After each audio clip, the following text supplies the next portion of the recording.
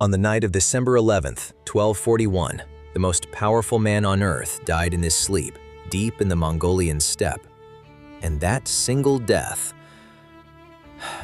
saved Europe.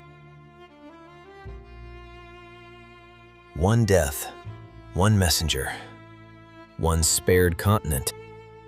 To understand what almost happened, look at Europe in 1241.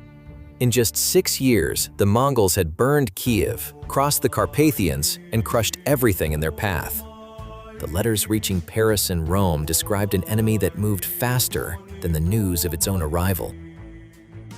In one single week of April 1241, the Mongols destroyed the two largest armies in Central Europe, at Legnica in Poland and at Mohi in Hungary, on battlefields 300 miles apart. Duke Henry the Pious died with his knights. There was no coordinated European response. There was no army left to stop them. And their scouts were already riding the roads to Vienna. And then, nothing happened. Because 2,000 miles to the east, in Karakorum, the Great Khan Ögedei drank himself to death that December night. Mongol law demanded every prince return to elect a successor, so the entire Western army turned around and never came back. Now imagine that night, one detail different. The Khan, for once, sets down the cup. He lives. The messenger never rides. And the army at Europe's door stays. In the spring of 1242, Subutai crosses the Danube. Vienna falls within weeks. No European wall was built to resist Chinese siege engineering. Then Prague, then the German cities, one after another. There is simply no combination of feudal armies that can stop massed horse archers commanded by the greatest general of the medieval world. By the end of the decade, the horde stands on the Atlantic. But here is what the movies get wrong. The Mongols did not usually destroy what they conquered. They administered it. 10 years later, Paris is not a ruin. It is a provincial capital. Horse-tail standards stand beside cathedral crosses. Mongol governors collect taxes that are often lower than the old feudal dues. Europe is not dead. It is absorbed into the largest empire in human history. And absorption has consequences. For the first time in history, one law, the Yasa, runs from the Yellow Sea to the Atlantic. The Mongols protected trade with an obsession. Historians call it the Pax Mongolica, the Mongol peace. A merchant can now leave Paris and reach Beijing without ever crossing a hostile border. Silk, spices, inventions, ideas, they all begin to flow across a single connected world. Eurasia becomes one marketplace. And Europe, for the first time in its history, is plugged directly into China. Now the technology starts moving. In our history, gunpowder took 2 centuries to crawl from China to Europe. In this history, it arrives in the saddlebags of the conquering army. European smiths see Chinese fire lances within a single generation, and the Mongols, always pragmatic, let their new subjects build them. The gunpowder age begins 200 years early. So does the information age, the medieval version of it. The YAM, the Mongol post system, now stretches unbroken from the Pacific to the English Channel. Relay stations every 25 miles, fresh horses day and night. A message from Beijing reaches Paris in 2 weeks instead of 2 years. For the 13th century, this is the internet, and it runs on horseback.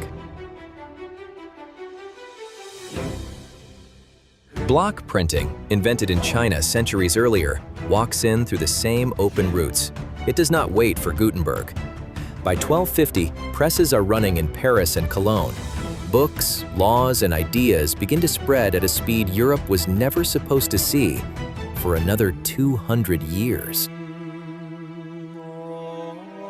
The armies change too. European heavy knights and Mongol horse archers merge into something the world has never seen. Hybrid forces that combine shock and speed. Europeans rise to command Mongol units. Mongol princes marry into European houses. Within 2 generations, the conquerors and the conquered are quietly becoming the same people. By 1258, the year the Mongols burned Baghdad in our timeline, a Mongol legate sits in Rome. And here's the twist: the church survives. The Mongols tolerated every religion that paid its taxes, so the Pope now blesses crowds beneath a horsetail standard, and canon law shares the courtroom with the Yasa. Christianity does not die under the horde. It adapts, the way it always has. Now push this world forward 8 centuries. A Eurasian civilization that never fragmented, one legal tradition running from London to Shanghai, Latin, Mongolian, and Chinese living side by side as world languages, cities grown rich on 700 years of uninterrupted trade, in many ways, richer, more connected, and more advanced than ours. But look closer. A Europe that was never fragmented is a Europe with no competing states. No competition means no parliaments bargaining for power, no revolutions, no enlightenment. A Khagan does not need your consent. This world may have everything ours has, except the right to argue with its rulers. And that is the strange arithmetic of history. Our freedom may exist because Europe stayed broken, because no empire ever managed to swallow it whole. And Europe stayed broken because one man, on one December night, drank 1 cup too many. From that single accident grew the fractured, quarrelsome Europe of our world, and out of its endless arguments came the Renaissance, the Enlightenment, and the modern idea that power must answer to the people. History is a chain of tiny accidents. Ögedei's goblet is one of the smallest links in that chain, and it holds up everything you know. So which accident should we rewrite next? A library that never burned? Vikings who never left America?